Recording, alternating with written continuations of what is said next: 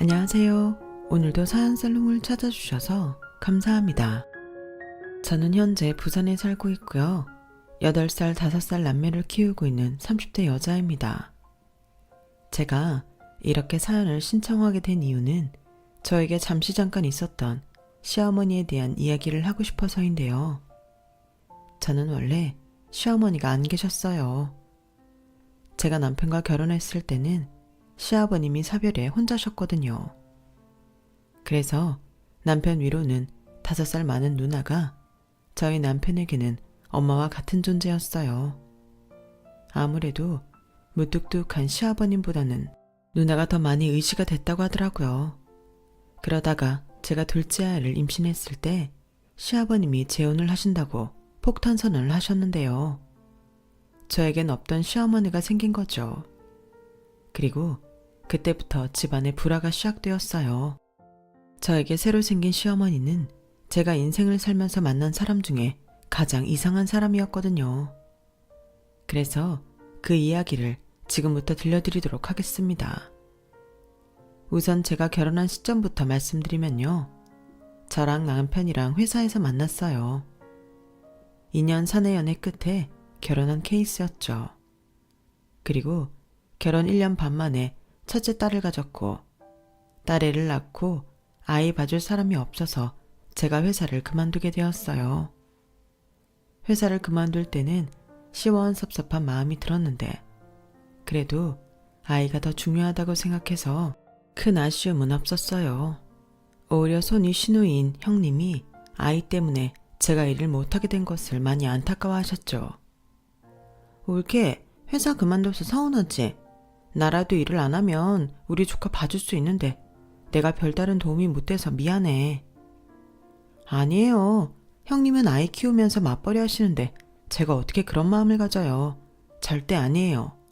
그리고 제가 남한테 애를 못 맡길 것 같아서 그런 거니까 형님은 신경 안 쓰셔도 돼요. 형님이야말로 회사 일로 바쁘실 때 유나 제가 봐드릴게요. 아니야, 내가 어떻게 우리 애까지. 난 올케가 내 동생이랑 결혼해줘서 너무 고마워. 내 마음 알지? 그리고 어려움 있으면 언제든지 말해. 우리 민재가 속썩이면 그때도 바로 얘기하고 내가 아주 아작을 내줄 테니까. 형님도 참 우리 그이처럼 순하고 착한 사람이 어딨다고요. 저도 늘 형님께 감사해요. 이렇듯 저와 형님 사이는 무척이나 좋았어요. 거기에 저희는 시댁 친정, 형님네 저희 집 다 고만고만한 거리에서 살고 있었는데요. 그래서 더 가깝게 지내고 좋았죠. 맛있는 음식을 하면 나눠 먹기도 하고 밤에 살짝 만나서 야식도 먹고요. 그래서 다른 집은 몰라도 저희 집은 식구들끼리 다투고 불편할 일은 없을 거라고 생각했어요. 사실 저희 시댁이 저희 친정보다는 경제적으로 좀 빡빡한 편이었는데 저희 부모님이 남편과 시댁 식구들 상품들이 다 좋다고 결혼을 허락해 주셨거든요. 그에 반면 저희 부모님은 제가 막둥이라 연세가 좀 있으신 편이었는데요. 부모님 두 분 다 대기업에 다니셨다가 은퇴하셨고 그때 받은 퇴직금으로 재테크 하시면서 재산을 불리셨어요. 특히 저희 엄마가 투자나 재테크를 참 잘하셨는데 최종 목표는 목 좋은 곳에 상가 건물을 매입해 임대업을 하시는 거였죠. 그렇게 저는 평범하면서도 무탈하게 결혼 생활을 하고 있었어요. 가끔 육아 때문에 지치긴 했지만 아이 크는 맛에 웃고 울고 지냈어요. 그러다 제가 첫째를 낳고 2년 만에 둘째를 임신했을 즈음에 시아버님이 형님네와 저희 부부를 모두 집으로 부르셨어요. 그리고 그날 생각지도 못했던 시아버님의 재혼 통보를 듣게 되었는데요. 새 어머니는 딱 봐도 평범해 보이지 않더군요. 나이도 10살은 어리셨는데 20대 후반 백수 아들을 데리고 오셨어요. 갑자기 생긴 시어머니도 놀랄 노자인데 없던 도련님까지 생기니 저는 물론이고 형님과 저희 남편도 그야말로 멘붕이 왔었죠. 그날 저희 부부와 형님 내외는 충격에 아무 말도 하지 못했어요. 물론 홀로 지내시는 시아버님께 평생을 함께 하실 분이 생겼다는 건 자식으로서 기뻐해야 할 일이었지만 어쩐지 팥째 엄마 같은 새 어머니가 정이 가지 않더라고요. 하지만 형님이 먼저 저희 부부에게 시아버님의 의사를 존중해 드리자고 하셨고 저희는 아무런 말도 하지 못하고 그 상황을 받아들여야만 했는데요. 솔직히 제 입장에서는 썩 반갑지는 않았어요. 편견이고 선입견일 수 있지만 새 시어머니와 시동생이 인상이 좋지 못한 것도 한몫한 부분이었죠. 그래도 어쩌겠어요. 아무리 제가 싫다고 한들 달라질 것은 없었고 이미 시아버님은 재혼을 선택하셨는걸요. 그래서 저는 최대한 새 시어머니와 잘 지내려 노력했어요. 그러면서도 마음 한편으로는 서로 맞지 않아 고부 갈등이 생긴다면 그때는 어쩔 수 없이 좀 멀리하자는 마음을 먹었죠. 그런데요, 참 이상하게도 새어머니는 결혼하면서 생긴 아들, 딸보다도 저에게 관심이 많으셨는데요. 자기도 아들이 있어서 언제고 며느리를 볼 텐데 이렇게 미리 연습을 할 수 있어서 너무 좋다나? 솔직히 그 말도 저한테는 이상하게 들렸어요. 그래서 말했죠. 어머니, 이런 말씀 조심스럽지만 미리 연습하시는 게 아니고 저는 어머니 며느리가 맞아요. 어머님이 저희 아버님이랑 재혼하셨으니 제 남편도 어머니 아들이죠. 어머, 그렇지? 나도 알아. 근데 좀 쑥스러워서 그래. 그러니까 우리 며느리가 나 좀 이해해줘. 내가 생긴 거랑 다르게 낯을 좀 가리거든. 그래서 그런가? 나는 아들, 딸보다 며느리가 더 편하네. 원래 집안의 여자들이 잘 지내야 그 집안이 화목한 법이잖아. 그러니까 앞으로 우리 잘 지내자. 보면 알겠지만 나 그렇게 고리타분한 사람 아니야.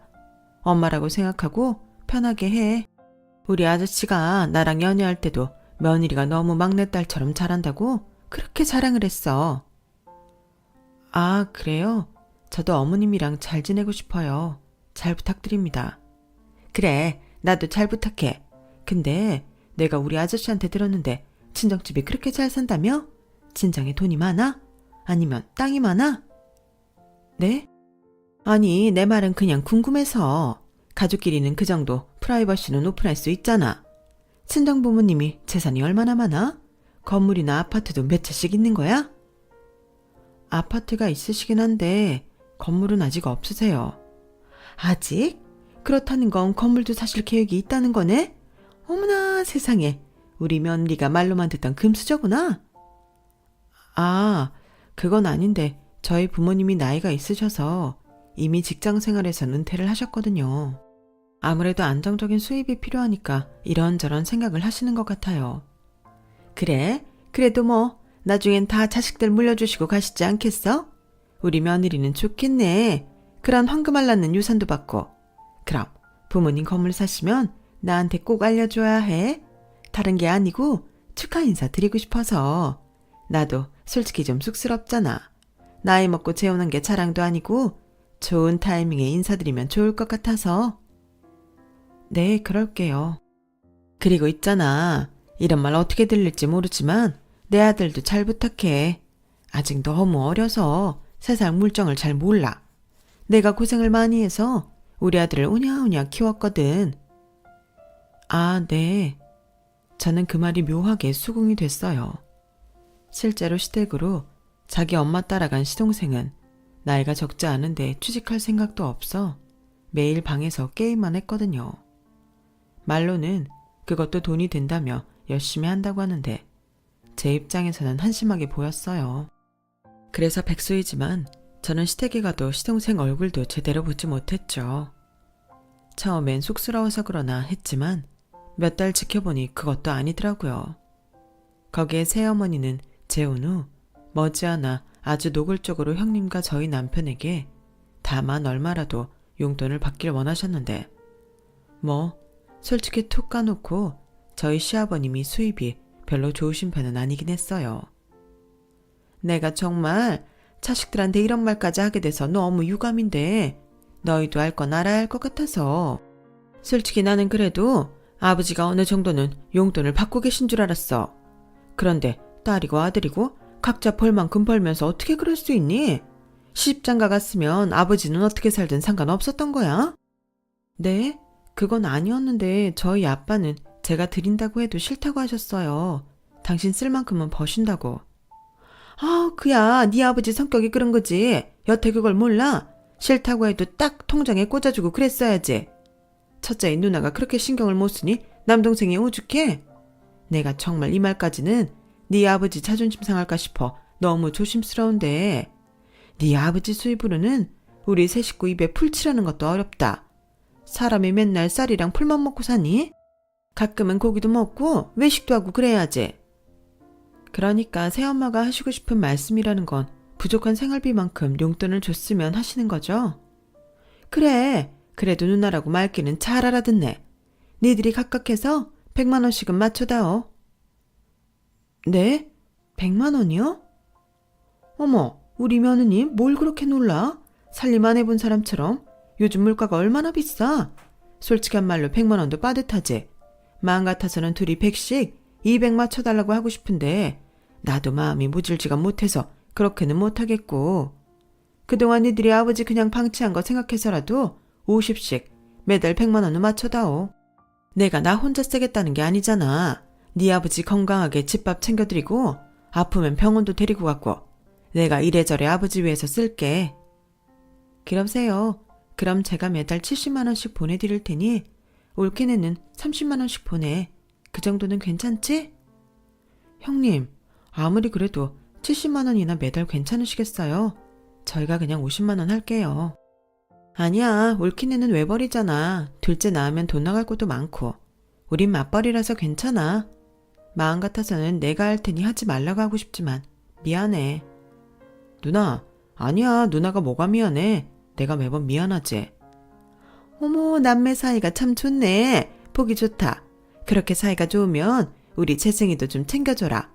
아직 누나고 형이고 낯설어서 적응을 못하는데 니들이 먼저 다가가면 오직 좋니? 용돈도 좀 주고 맛있는 것도 좀 사주고 니들 쇼핑하다 좋은 거 있으면 좀 사주면 애가 마음을 열 텐데. 차차 할게요. 저희도 갑자기 생긴 동생이라서요. 뭐 동생이 먼저 친해지자고 다가오면 몰라도 저희도 어렵네요. 대신 말씀하신 용돈은 맞춰서 드릴게요. 그래, 첫 술에 배부를 수는 없으니. 그리고 내가 용돈 달라고 했다는 건 너희 아버지한테는 비밀이다. 알잖아, 그 양반 자존심 빼면 시체라는 거. 분명 내가 니들한테 돈 달라고 했다고 난리를 칠 거다. 그리고 어디 공사판 같은 데서 돈 벌어다 준다고 무리하겠지. 그러다 허리라도 삐끗하면 큰일이고. 안 그래? 너희 아버지 생각해서 이건 너희랑 나만 아는 비밀로 하자. 내가 알뜰살뜰 아껴서 쓸게. 고맙다. 그날 이후부터 저희와 형님네는 매달 1일 새어머니, 그러니까 시어머니께 용돈을 보내드렸어요. 저희는 형님 덕에 매달 30만 원씩 보냈는데 고정적으로 나가는 돈이 생기니 부담이 되긴 했죠. 어쨌든 저희는 외벌이었으니까요. 하지만 저희를 배려해 더 많은 돈을 부담하는 형님이 있어 그것도 감사하게 생각했는데 아껴 쓰시겠다는 시어머니의 말과 다른 행동들을 보니 제 마음도 변하더군요. 그 돈이 아까웠거든요. 그 돈이면 저희 아이들 소고기라도 더 사 먹일 수 있고 예쁜 옷도 사줄 수 있는 돈이잖아요. 그런데 시어머니는 늘 돈이 부족하다고 노래하시면서 매주 홈쇼핑을 하셨고 거기에 전에 없던 차 한 대가 생겼는데 물어보니 시동생 차라고 했어요. 아니, 우리 재승이가 요즘은 취직을 하려고 해도 차가 없으면 안 된다고 하더라. 그래서 어떻게 없는 형편이라도 사줘야지. 중고는 믿을 수 없고 경차는 또 위험하니까 그냥 무난한 걸로 샀어. 그래도 우리 재승이 착해. 저도 다른 사람처럼 외제차 끌고 싶었을 텐데 그 차로 만족하잖아. 여기서 그 차는 SUV형으로 나온 제네시스였어요. 참고로 저희 남편은 아반떼 끌거든요. 그걸 본 순간 입꼬리가 바르르 떨리고 화가 났는데 그 뒤로도 망할 시동생 때문에 조용했던 시댁은 사건 사고가 끊이지 않았어요. 구직 활동을 핑계로 차를 가지고 자꾸 밖으로 나돌더니 차 뽑은 지 3개월도 되지 않아 사고로 폐차를 시켰죠. 알고 보니 음주운전을 했다고 하더라고요. 다행히 인명사고는 없었지만 멀쩡한 남의 집 담벼락에 갖다 박아서 그 보상금이 만만치 않았어요. 그리고 시동생의 사고는 거기서 끝이 나지 않았는데 몇 개월 조용하다 싶더니 사교뭉에 야금야금 돈을 빌리고 성인 오락실에 다녀 날려먹는 등 저 혼자 1억 넘는 사채빚을 만들었고 그 일로 시어머니와 시아버님은 매일같이 다투셨다고 하더라고요. 아니, 애를 어떻게 하면 저 지경으로 만들어? 나 몰래 차 뽑아서 사고 쳤으면 반성하고 조용히 있어야지. 그것도 모자라 사채 빌려서 노름을 해? 무슨 얘가 노름을 해요? 그냥 오락실이죠. 그리고 얘가 오죽하면 나한테 말도 못하고 그런데 돈을 빌렸겠어요? 나는 저 혼자 말도 못하고 끙끙 앓았을 것 같아서 크게 속이 터지는데 당신은 물어줄 돈밖에는 생각을 안 해요? 아, 당신 친아들이 아니라서 그런 거죠? 내가 이럴 줄 알았으면 재혼 안 했지. 뭐가 좋다고 내 새끼 찬밥 만들면서 결혼을 했나 몰라? 왜 말이 그렇게 돼? 내가 언제 내 아들 아니라고 했어? 사고 친 놈이 수습도 못하고 돈 달라고 하니까 한심해서 하는 소리지. 그게 그거죠. 당신 딸이나 아들이 똑같이 했어도 당신 그렇게 말할 거예요? 됐어요. 이럴 거면 그냥 갈라서요. 한 번 했는데 2번 못할까? 네, 저희 시아버님은 사별이셨지만 저희 시어머니는 이혼 후 재혼하신 케이스였어요. 그리고 그 마음이 뭔지는 모르겠지만 저희 시아버님은 그런 시어머니의 말에 아무 말씀도 못 하셨다는데요. 그건 좀 의외긴 했어요. 하지만 시아버님 못지않게 그런 한심한 시동생을 못마땅하게 생각하는 건 형님과 저희 남편도 마찬가지였고 문제는 역시 눈덩이처럼 불어나는 시동생의 빚이었죠. 빨리 해결하지 않으면 원금보다 이자가 더 많아져 어떻게 할 수도 없을 것 같았거든요. 사태가 이 지경이 되자 이번에도 형님은 시아버님 때문이라도 당신 적금을 깨고 대출을 받아서 해결을 하시겠다고 했어요. 그러자 저희 남편이 말렸죠. 누나, 언제까지고 그렇게 해결해 줄 수는 없는 거잖아. 난 그건 아니라고 생각해. 왜 누나가 그렇게까지 해야 해? 나도 싫어. 근데 아빠만 중간에서 곤란하게 생겼잖아. 아빠 혼자 감당 못해. 그런데 감당을 왜 우리가 해? 사고친 그놈이 하고 그 엄마가 해야지. 남편은 새어머니를 좀처럼 받아들이지 못했어요. 거기에 사고만 치는 한심한 동생은 자기 동생으로 인정하지도 않았죠. 하지만 형님은 시아버님 걱정에 마음을 굳히는 것처럼 보였고 저는 8년째 붓고 있던 적금을 깨야 하나 고민을 했어요. 매번 힘든지만 형님에게 지게 하는 것 같아 마음이 무거웠거든요. 그런데 뜻밖의 시아버님이 저희들을 불러 이런 말씀을 하셨는데요. 니들 말은 안 해도 신경 쓰고 있을 것 같아서 내가 불렀다. 재승이 사고 친 거 니들이 해결해 줄 것 없다. 니들한테는 미안한 말이지만 이 집 내놨어. 집 팔리는 대로 재승이 빚 해결하고 우리는 돈에 맞춰서 이사할 생각이다. 아빠, 그래도 이 집은... 나도 고민 많이 하고 결정한 거야.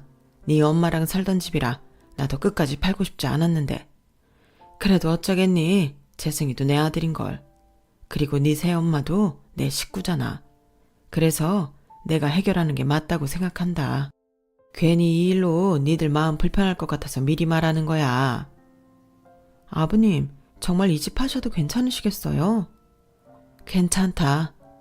내가 특히 너 볼 면목이 없어. 미안하다. 그래도 내가 선택한 사람이니 네가 시어머니 좀 좋게 봐줘라. 시아버님은 다소 무거운 표정으로 애써 웃으며 말씀하셨어요. 그러자 남편은 어쩔 수 없다는 듯 고개를 끄덕였고 형님은 답답한지 한숨만 쉬시더군요. 하지만 옆에서 한마디도 하지 않고 있던 시어머니의 얼굴엔 아무렇지 않은 미소만 맴돌았어요. 그렇게라도 자기 아들 빚을 해결할 수 있어 좋았던 건지 저도 슬슬 정남이가 떨어지더라고요. 그리고 이 정도로 민폐를 끼친 시동생은 지도 양심은 있는 건지 몇 달은 또 지방에 처박혀서 게임만 했는데 그동안 친 사고 때문인지 그냥 그렇게 있는 게 고마울 지경이었어요. 하지만 지도 그렇게 지내는 건 답답했는지 이번에는 무슨 돈으로 샀는지 모르겠지만 오토바이를 샀는데요. 시어머니 말로는 그 오토바이로 배달 일을 한다고 했다더군요. 제가 잘 몰라서 그러는데 배달 일을 하려면 그렇게 몇 천만 원이나 하는 오토바이가 필요한가요? 저는 그때도 벌써부터 불안하기 시작했어요. 하지만 다행스럽게도 사고 소식 같은 건 들리지 않았는데 배달 일도 매일 나가는 게 아닌 시동생은 지 꼴리는 날만 일을 하는 것 같더라고요. 그러면서 또 그 허세병이 돌았는지 지는 사업 체질이라는 말 같지 않은 소리를 찍찍 했는데 그냥 옆집 똥개가 지난다고 생각하고 무시했어요. 들을 가치도 없었으니까요. 그 뒤 저는 아이 핑계로 시댁 가는 일을 등한시했고 남편도 저한테 꼭 필요한 일 아니면 가지 말라고 했는데요. 그러자 시어머님이 심심하면 저희 집에 불쑥불쑥 놀러를 오셨어요. 그도 그럴 게 너무 싫은데 살던 집을 팔아 저희 집이랑 더 가까이 이사를 오셨거든요. 말로는 애 키우는 저를 도와주려고 근처로 오셨다고 하는데 정작 오셔서는 애기 기저귀도 갈아주시는 법이 없으셨어요. 그저 커피 마시고 당신 하고 싶은 말만 하셨죠. 그리고 제가 필요해 뭐라도 사면 귀신같이 알고는 자기도 써보면 안 되냐고 했는데 솔직히 싫었어요. 그래서 가끔은 외출한 척 하기도 했는데 아직 아기인 둘째 아들이 울어버리기라도 하면 그날은 하루 종일 시어머니를 상대해야 했죠. 그리고 그 즈음이 저희 친정에서 본격적으로 상가 건물을 매입하려 알아보던 중이었고 옆에서 제가 친정엄마랑 통화하는 걸 듣던 시어머니는 눈빛이 변하더니 이것저것 사사건건 물어보고 참견하기 시작했는데요. 땡땡땡 동네는 안 돼. 거긴 너무 복잡하고 무엇보다 동네가 좀 후지잖아. 그래요? 그래도 거기가 유동인구가 많아서 저희 부모님은 좋게 생각하고 계신 것 같은데 나중에 말씀은 드려볼게요. 그래, 이왕 사시는 거 역세권이나 신도시 같은 곳이 좋지. 깨끗하고 보기도 좋고, 안 그래? 네, 근데 거기는 너무 비싸지 않을까요? 아무래도 돈이 가장 문제인 것 같아요. 요즘 누가 재벌이나 연예인 아니고 현금으로 건물을 사니? 다 조금씩은 대출받고 그러는 거지. 근데 뭐가 걱정이야? 월세 받으면 대출금 내고도 남는 게 얼만데. 시어머니는 마치 자기가 건물을 매입하는 양 혼자서 이리저리 알아보시고 신이 나셨어요.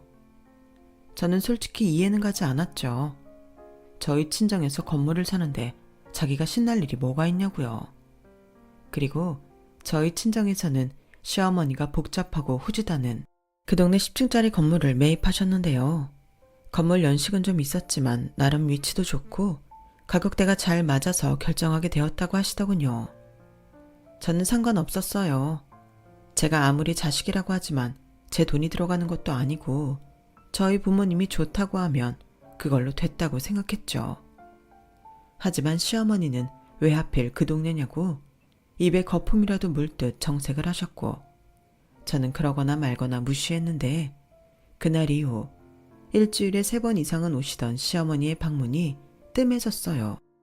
저는 속으로 아싸를 외치며 이대로 저희 집에 오는 횟수가 줄다 아예 오시지 않았으면 좋겠다고 생각했는데 알고 보니 저희 친정에서 산 상가 건물을 보러 다니셨더군요. 그리고 저에게 마치 현황을 보고하듯 말씀하셨는데요. 예, 내가 그 니네 집에서 샀다는 상가 가서 쭉 봤는데 거기가 생각보다 괜찮더라. 특히 1층에 고깃집이랑 조개구이집이 장사가 아주 잘 돼서 좋겠어.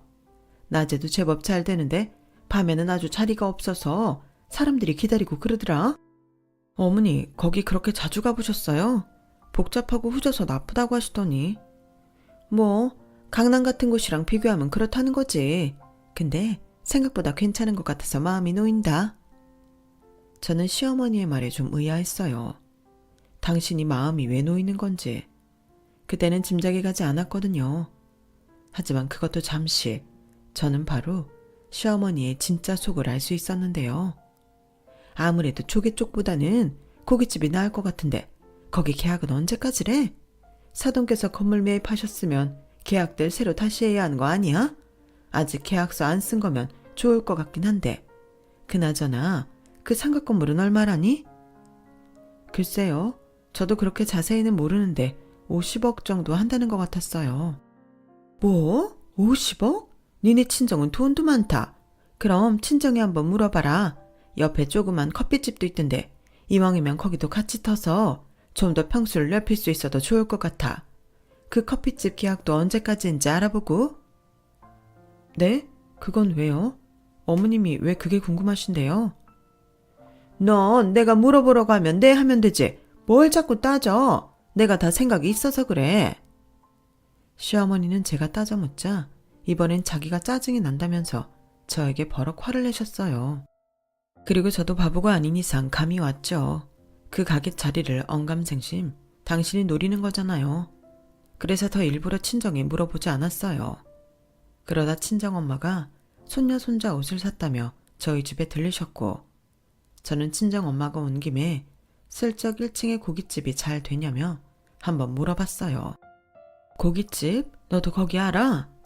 안다기보다 누가 그러더라고. 거기가 낮에도 사람이 많고 저녁에도 자리가 없어서 사람이 많대. 거기가 그 동네에서 제일 유명해. 아빠도 그래서 그 건물 매입하자고 한 거고 엄마는 그런 쪽은 잘 모르잖아. 근데 네 아빠가 그 고깃집 때문에 옆에 카페도 잘 되는 거고 편의점도 잘 되는 거라고 하더라. 아, 그럼 아빠는 계속 1층 고깃집이 상가에 있길 바라겠네. 그렇지. 그리고 그 사장님도 거기서 벌써 5년 넘게 해서 옮기고 싶은 마음이 없다고 하고. 그래? 알겠어. 근데 왜 갑자기 그런 걸 물어봐? 왜? 너 요즘 장사에 관심 있니? 아니, 나 말고 누가 좀 관심이 있는 것 같은데 신경 쓰지 마. 저는 그때까지는 시어머님이 그 고깃집 자리에 욕심을 낸다고 생각했어요. 그러니까 당신이 직접 장사를 하고 싶어 하는 줄 알았죠. 그런데 알고 보니 그 망할 시동생이 사업 타령을 하니 가게를 차려주고 싶었던 거고 시어머니는 자기 아들이 TV에 나오는 서민 가프처럼 한 방에 부자가 되는 꿈을 꿨던 것 같아요.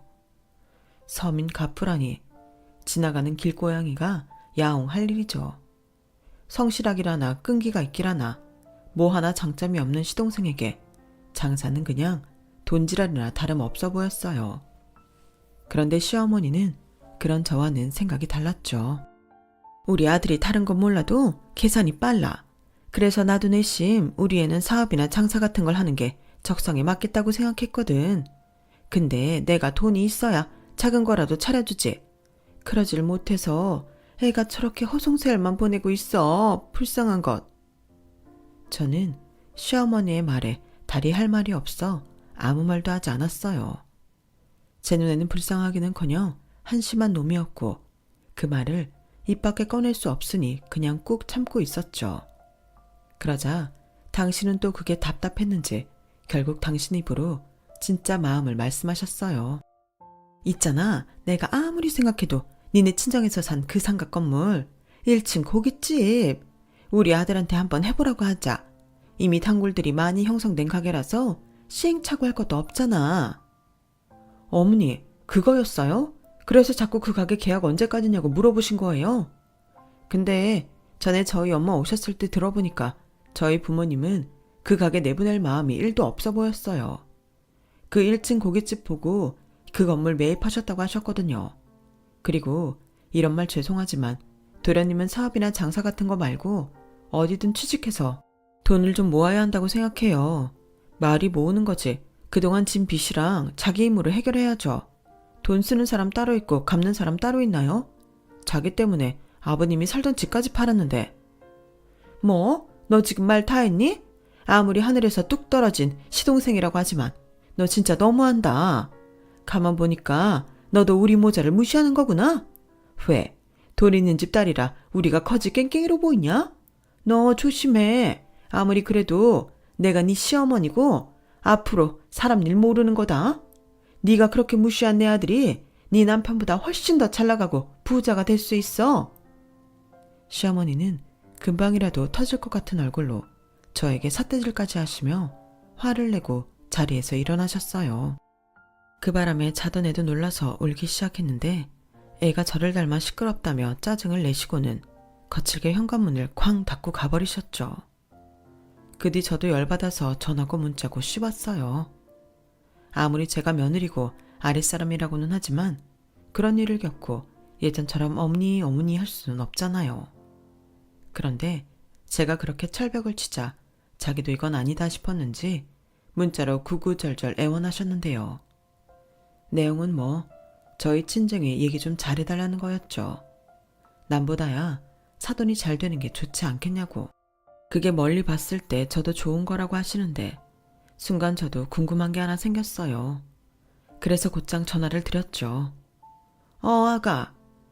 어머니, 저 궁금한 게 있는데요. 만약에 그 고깃집이 나간다고 하면 어머님 거기 관리비랑 권리금 있으세요? 여쭤보진 않았지만 워낙 장사가 잘 되는 집이라 많으면 많았지 적지는 않을 것 같은데 얼마까지 생각하시는 건데요? 그걸 왜 나한테 묻니? 그야 당연히 너네랑 네 남편, 누나네가 해줘야지. 내가 무슨 돈이 있어. 나도 니들이 주는 월 100 없으면 땡전 한 푼 없는 사람인데 그마저도 그 망할 차 할부금으로 매달 내고 없어. 그것도 올려달라고 할 판인데 그 보증금이랑 권리금까지 나더러 해결하라고? 에이, 그건 아니지. 어머님, 어쩜 그러실 수가 있어요? 형님이랑 저희 남편이 그러자고 할 것 같아요? 아니, 하나뿐인 동생이 저렇게 노는데 누나고 형이 그럼 가만히 있는단 말이냐? 막말로 친동생도 아니고 저희들이 무슨 돈이 있어요? 왜? 네 아버지가 집 팔고 돈 마련한다고 했을 때 니들이 먼저 돈 내놓으라고 했잖아. 아니면 직장들도 좋은데 대출이라도 받아서 주면 되지. 친동생도 아니야? 그러니까 너도 내 아들을 그렇게 생각한 거구나. 네, 그게 사실이잖아요. 서로 조심하고 배려해도 모자랄 판에 하늘에서 뚝 떨어진 동생 도와주자고 빚까지 져요? 그건 아니죠. 어머님은 그러실 수 있으세요? 사람을 뭘로 보고? 당연히 나는 그럴 수 있지. 내가 그럴 수 있는 사람이라서 난 니들도 그럴 줄 알았다. 그런데 뭐가 어쩌고 어째? 그리고도 니들이 가족이야? 가족 타령 그만하시고 아닌 건 아니라고 어머님이 도련님을 가르쳐 주셔야죠. 어머님이 그러시니까 도련님이 더 정신을 못 차리는 거예요. 어려도 그 나이면 어른인데 언제까지 애 취급하실 거예요? 자기 살 길 자기가 찾으라고 하셔야죠. 됐다. 누가 너더러 내 아들 훈계질하래? 어차피 직업물도 아니면서 됐다. 내가 직접 니네 부모님한테 물어보마. 이참에 인사도 드릴 겸 잘 됐지? 시어머니는 그렇게 당신 할 말만 하고 전화를 뚝 끊어버리셨어요. 그리고 저희 부모님에게 직접 물어본다는 말에 찝찝했던 저는 애들을 데리고 친정으로 갔는데요. 네 새 시어머니라는 사람이 그런 말을 했어? 찾아올지 전화를 할지 모르겠지만 왠지 말만 그렇게 하는 게 아닌 것 같아서. 괜찮아. 넌 아빠를 그렇게 보고도 몰라. 아빠가 알아서 할 테니까 너는 모른 척하고 있어. 이참에 잘 됐네. 어떤 사람인지 궁금했는데. 근데 아빠, 우리 시어머니 좀 이상하긴 해. 상식 바뀐 사람이라 어떻게 틀지 모르거든. 알았어. 내가 그 가게 자리 안 준다는데 자기가 뭐 어쩔 건데. 이미 그 사장이랑 앞으로 계속 같이 윈윈하자고 계약도 끝났어. 그리고 다른 상가도 임차인 봐가면서 계약할 거니까 너는 걱정하지 마. 저는 친정 아빠의 말에 안심이 됐어요. 그리고 제가 친정에 다녀오고 이튿날 시어머니는 저희 친정 엄마에게 전화를 하셨고 친정 엄마는 전화로 할 얘기가 아닌 것 같으니 집으로 초대하겠다고 했는데 거기서 저희 친정 아빠가 일장 연설을 하신 모양이었어요. 자기는 사돈이라고 형편 봐줄 생각도 없고 괜히 가족끼리 엮이면 불편해질 수 있는데 사돈은 더하지 않겠냐며 당신은 딸인 제가 가게를 하고 싶다고 자기한테 말해도 받아줄 마음이 없다고 하셨다는데 시어머님이 말 한마디 제대로 해보지도 못하고 돌아가셨다고 하더라고요. 아주 통쾌했어요. 보진 못했지만 시어머님이 어떤 얼굴을 하고 있었을지 제 머릿속에 그려질 정도였죠. 그런데 시어머니는 그 분풀이를 하고 싶었던 건지 아니면 지푸라기라도 잡고 싶었던 건지 이번에도 저를 찾아와 찡찡거리기 시작하셨는데요. 제가 그냥 포기하시라고 최대한 인내심을 끌어와 좋게 말했어요. 어머니, 그냥 이게 순리에 맞다고 생각하세요. 그 고깃집 제가 알아보니 월세만 600만 원이 넘더라고요. 거기에 관리비도 있고 도련님이 그것까지 감당하면서 장사는 애당초 무리였어요. 도련님이 배달만 해봤지 장사를 해본 것도 아니잖아요. 그래서 더 니네 친정덕을 보려고 했던 거야. 요즘은 쥐구멍만한 가게도 월세가 몇백씩 나온다고 하니까 니네 친정 건물 들어가면 월세는 굳겠다고 생각했지. 네? 그게 무슨 말씀이세요? 그러니까 어머님은 그 고깃집 들어갈 때도 자식들 돈으로 해결하고 들어가서도 월세 한 푼 내실 생각이 없으셨던 거예요? 얘가 왜 이렇게 정색을 해? 그럼 가족끼리 월세를 주고받아?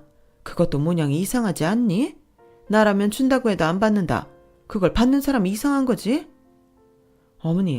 어머님은 도대체 어디까지 이기적으로 구실 건데요? 진짜 어머님 같은 사람 저 태어나서 처음 봐요. 얘 말하는 뽐새 좀 봐. 지금 보니 네가 네 아버지를 쏙 빼닮았구나. 매정한 것까지 아주 판박이야. 그 상가에 가게가 몇인데 그 고깃집 월세 하나 안 받는다고 큰일 나니? 욕심도 적당히 부려야지. 건물주가 무슨 신이야? 제 말이요. 어머님이야말로 욕심 좀 적당히 내세요. 어떤 누가 돈 한 푼 안 들이고 가게를 할 생각을 해요? 그것부터가 비정상적이잖아요. 누가 한 푼도 안 낸대? 관리비 정도는 낼 거야. 누굴 산거지로 하나? 산거지 맞죠? 그것도 아주 못돼 먹은 악질이고요. 세상에 어쩜 어머님은 미안함이라고는 1도 모르세요. 도련님 때문에 아버님은 살던 집을 팔았는데 어머니는 미안하지도 않으세요? 그거야 뭐 나는 그 집 팔자고 안 했어. 네 아버지가 자기 마음대로 결정한 거지. 그리고 이제 하는 말이지만 나도 그 집에 사는 건 좀 그랬지. 전 부인이 살던 곳인데 내 입장에서 기분이 어떻겠니? 그래서 아무 말 안 하고 있었던 것뿐이야. 저는 뻔뻔하고 못돼 먹은 시어머니의 말에 이성의 끈이 뚝 하고 끊어졌어요. 그래서 그 뒤로는 시어머니고 뭐고 대판 싸웠는데요. 그때 남편이 외근 나갔다가 일찍 와서 이 사태를 모두 봤어요. 제가 그동안 골머리를 썩어도 남편이 새어머니와 동생을 달갑지 않게 생각해서 말을 제가 하지 않고 있었는데 그날은 현장을 딱 걸려서 남편이 모든 것을 알게 되었죠. 그리고 집안은 발칵 뒤집어졌어요. 형님네까지 시댁에 들이닥치게 되었고 모든 사실을 알게 된 시아버님은 당신의 잘못된 선택으로 자식들이 괴로워하고 있다며 자책하시며 시어머니에게 이혼하자고 하셨는데요. 시어머니는 자기가 무슨 죄가 있어서 이혼을 하냐며 못한다고 버텼고 형님이 나서서 먼저 이렇게 말했어요. 그럼 다음 달부터 드리던 돈은 이제 없는 줄 아시고요. 재승이 때문에 날린 집이랑 차랑 법으로 청구할 거예요. 아줌마가 그러셨죠? 돈 주면 저희 아빠를 위해서 쓰겠다고. 근데 아줌마는 그 돈을 저희 아빠를 위해 쓰신 적이 없잖아요. 제가 몰라서 참았는 줄 아세요? 저희 아빠 보고 참았던 거예요. 뭐야? 아줌마? 그럼 아줌마가 아줌마지 뭔데요? 저는 처음부터 아줌마 마음에 안 들었어요. 그리고 아줌마 아들 제가 하도 찝찝해서 알아보니까 사기랑 폭행으로 전과도 있대요. 세상에 자식을 어떻게 키우면 저렇게 개망나니로 키웁니까? 뭐? 개망나니? 너 말 다 했어? 시끄러워. 당신이 순수하게 합의이혼하지 않으면 난 소송을 하더라도 당신이랑 안 살 거니 내 집에서 나가. 그리고 2번 다시 우리 애들한테 함부로 하기만 해. 그땐 아주 당신 아들 사회적으로 매장시켜버릴 줄 알아. 알겠어? 혼자 애 키우면서 고생하고 살았다고 해서 그게 안쓰러워서 같이 살자고 했더니 이런 허무맹랑한 짓을 해. 그러고도 당신이 사람이야. 웃겨? 그러는 당신은 언제 우리 재승이 따뜻하게 품어줘 봤어? 아버지 노릇 해봤냐고. 내가 왜 당신 같은 사람이랑 재혼을 했는데 그래도 내 아들한테 좋은 아버지라도 돼줄 것 같아서 다 늙어빠진 당신이랑 살려고 했는데 당신은 우리 모자한테 뭘 해줬는데? 아, 집 팔아서 빚 갚아준 거? 그럼 나 같은 영계랑 사는데 그 정도도 안 할 줄 알았어? 영계 같은 소리 하네. 아줌마는 세수할 때 거울 안 봐요? 아줌마는 딱 60만 원 배 나온 아줌마예요. 아줌마는 아줌마 스스로 자기가 대단한 미인이라고 생각했나 봐요. 아줌마를 보니 왜 전 남편한테 이혼당했는지 알 것 같네요. 야, 네가 뭔데 우리 엄마한테 막말이야. 그런 말 할 거면 돈이나 내놓고 해. 돈도 안 내놓는 게 무슨 형나불행이라고? 그 엄마의 그 아들이라고. 왜? 넌 돈이라면 네 엄마도 팔 거냐? 순 양아치 같은 새끼. 좋은 말 할 때 네 엄마 데리고 이 집에서 나가. 안 그러면 나도 너 가만 안 둬. 그날은 모든 식구들이 말릴 사람도 없이 모두 한마음 한뜻으로 싸웠어요. 그리고 시아버님은 자식들과 상의한 끝에 소송을 하기로 했는데요. 그 여자한테 받을 게 많았으니까요. 물론 쥐뿔도 없어서 받아낼 것도 없었지만 제대로 이번 기회에 혼내주고 싶은 마음이었어요. 그래서 이혼 소송을 진행했고 이미 시어머님이 재혼 후 가정은 돌보지 않고 자기 사리사욕을 채우고 자기 아들 사고친 것까지 시아버님과 저희 남매들을 이용하려고 했던 점이 유책 사유로 받아들여져 이혼이 성사되었어요. 그뿐만이 아니었어요. 이건 정말 황당했는데 형님네와 저희 부부가 매달 준 100만 원에도 일부는 또 자기 비상금으로 열심히 모으고 있었더라고요. 그런 거 보면 알뜰하다고 해야 하나?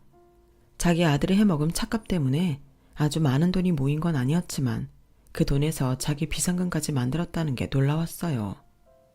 물론 그 돈은 통장 압류가 되면서 본래의 주인에게로 돌아왔어요. 그리고 자기가 쓴 돈은 도로 저희들에게 토해내라고 판사님이 직접 말씀하셨는데요. 혼인 기간이 길지 않아 재산 분할의 의무도 없었고 집까지 팔아 해결한 빚도 모두 다시 돌려주라는 주문과 함께 시아버님은 1,000만 원이라는 위자료까지 받게 되었으니 소송하지 않고 합의 이혼했으면 어쩔 뻔했나 싶더군요. 물론 그 돈을 다 받으려면 얼마의 시간이 걸릴지는 알 수 없지만 한 번만 봐달라고 비는 그 뻔뻔했던 모자를 보니 그동안 켜켜이 쌓였던 짜증과 분노가 어느 정도는 사라지는 것 같았어요. 하지만 그날 이후 시아버님은 심적으로 많이 힘들었는지 말수가 더 사라지셨는데 나중엔 시골 고향으로 돌아가고 싶다고 하셨어요. 저희 부부와 형님은 그러지 마시라고 말렸지만 아마도 시아버님은 저희를 보기가 미안해서 그런 것처럼 보이더군요. 그래서 제가 남편과 형님에게 시아버님께 시간을 드리자고 했어요. 가까이 지내면서 힘드시기보다 시아버님이 원하는 대로 해드리고 싶었거든요. 대신 명절에는 꼭 식구들 모두 모여 시간을 보내자고 약속했는데 그러자 형님이 웃으면서 그렇게 하자고 하셨어요. 그래서 그날 이후 시아버님은 당신 고향으로 내려가셨고 저희는 추석과 설이면 시아버님이 계신 곳으로 가서 명절 연휴를 모두 보내고 옵니다. 저야 친정이 가까이 있고 형제도 있다 보니 명절 연휴쯤은 그렇게 지낼 수 있었어요. 하지만 남편은 그게 미안했는지 저희 친정에 더 잘하려고 하는데 이래저래 나쁜 것이 없죠. 거기에 요즘은 상가 관리 때문에 저희 부모님이 많이 바빠지셨는데 남편이 시간 날 때면 저희 부모님을 도우러 다니니 저희 부모님이 너무 좋아하십니다. 누가 그러는데 결혼을 하면 각자 자기 집에 잘하는 것도 좋지만 서로 반대로 챙기는 것도 좋다고 하더라고요. 그래서 그런지 요즘은 저도 제 동생보다 형님이 더 가깝게 느껴지고 시아버님이 아빠처럼 느껴지는데 앞으로도 우리 가족 별 탈 없이 지금처럼만 지낼 수 있었으면 좋겠어요. 이젠 제법 시간이 많이 지났지만 그 천벌받아 마땅한 모자들이 제대로 고생하고 살았으면 좋겠네요. 그리고 어서 빨리 저희에게 줄 돈을 모두 갚았으면 좋겠어요. 그래야 그 지긋지긋한 연도 끊어질 테니 말이죠. 여러분들에게도 저런 이상한 사람이 꼬였던 적이 있으신가요? 저는 태어나 그런 사람은 정말 처음이었어요. 그래서 앞으로 그런 사람은 만나고 싶지 않은 마음과 동시에 나란 사람도 저렇게 되면 안 된다는 생각을 갖게 되었는데요. 돈을 떠나서 저런 호진 인간은 되면 안 되겠다는 생각을 합니다. 의외로 좋은 사람이 된다는 건 노력이 많이 필요한 일인 것 같아요. 그리고 한순간에 절대 이루어질 수 있는 일이 아닌 것 같아 더욱 나이가 들었을 때 빛이 나는 게 아닌가 싶습니다. 그런 건 돈으로도 만들 수 없는 거잖아요. 그 점을 오늘도 명심하며 저는 이만 인사를 드릴까 합니다. 여러분들의 주변에는 그런 사람들이 하나도 없길 바라며 지금까지 제 사연 들어주신 모든 분들께 감사의 마음을 전합니다. 그럼 늘 건강하시고 행복하세요. 여러분, 사연 댓글에 응원과 현명한 조언 부탁드려요. 좋아요와 구독은 저에게 큰 힘이 됩니다. 오늘도 좋은 일 가득하세요.